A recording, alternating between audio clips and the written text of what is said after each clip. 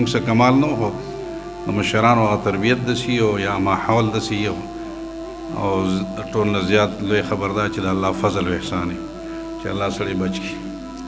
د چې اول دل دا شو د یو کس ما سره بیا میلاو شو، ما ته د سینټ اسلام آباد د سینټ ممبر دپاره قومي اسمبلی ووټ په کار راځي.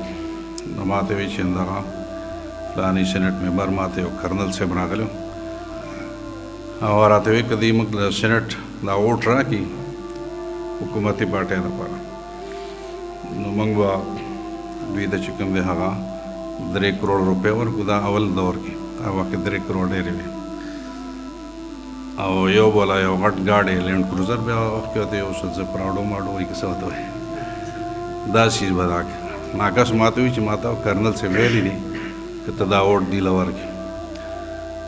نو هغه وایي چې ما د کرنل صاحب ته دا ووایي چې دا پیسې خو دوی نه اخلي، دا خو رشوت دی او دوی خو رشوت مشوت نه اخلي، خو دا ګاډی خو ضرورت دی دا به واخلي. خیر دی نو ما دا ګاډی هم رشوت دی.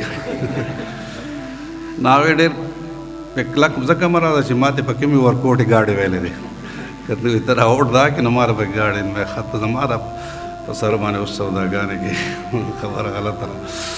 الحمدلله موږ دې کې الله سرخرو کړي وو. د الله په نظم سړی سرخرو وي، د عوام په نظم صحیح سرخرو وي او الحمدلله څوک دا ګوته چې کوم دی نه شي اوچتولی چې ګین داسې او داسې. موږ د علاقې له بدنامۍ نه ده راوړې الحمدلله. زموږ خاندان حضرت بابا جي صاحب رحمت الله علیه او موږ د الله فضل دی، د الله احسان دی. انشاءالله مرسته به کوو که نه انشاءالله.